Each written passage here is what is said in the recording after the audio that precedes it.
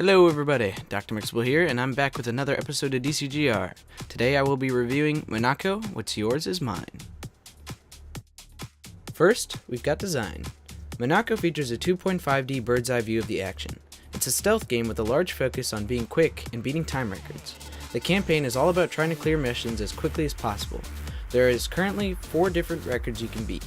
There's single player, all-time and daily records, as well as multiplayer all-time and daily records. This is the drive of the game, as there's a huge focus on trying to be as stealthy as possible while maintaining speed. However, in some of the earlier levels, it's very possible to just book it through the level and get a faster time. The game looks very nice, yet is simplistic at the same time. The main menu is a key example of this. It's just a few colors, but is very appealing to the eye. Once in game, there are more colors and it's pretty detailed but has a simplistic feel. While it is complicated, it isn't an overwhelming tsunami of colors. The music fits very well with that atmosphere. It backs up the stealthiness aspect of the game and can get intense when it needs to be. The main menu has such a good piece I could spend hours listening to it. Now onto controls. The controls in Monaco are very easy to pick up. The game can be played with either a gamepad or keyboard and mouse. The gamepad isn't rebindable, but it feels natural and there aren't too many issues, except for sometimes when you're trying to pick up equipment, you need to be in a sweet spot to pick it up or else you get caught on the corner. On the keyboard, all the keys are rebindable for the most flexibility. Next up is gameplay. Monaco is fast-paced, and as I mentioned earlier, it's focused on beating times. The goal is to go throughout the levels collecting coins as well as completing an objective which varies from mission to mission. Some levels beating requirements include grabbing a trophy, and others are rescuing someone. In levels, you want to make sure you collect as many coins as possible, because the more you leave behind, the slower time you get, as coins left behind add time.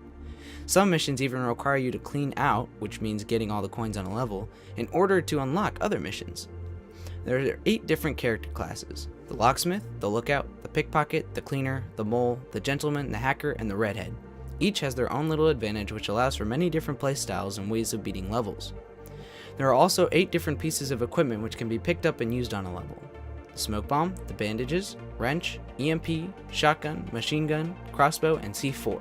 They're not carried over from level to level, and there's generally different equipment on each level.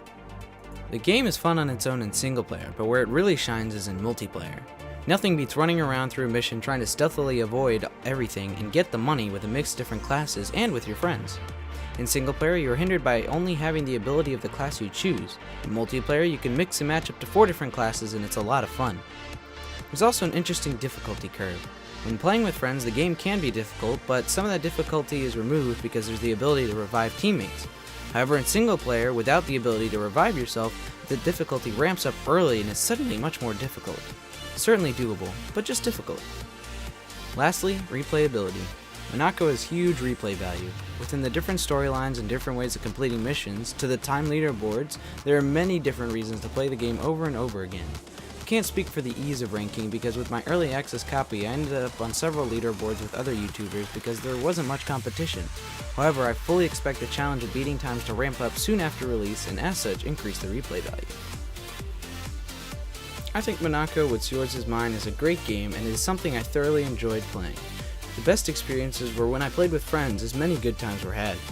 At $15 I think that this game will give you plenty of playtime, making it well worth its price.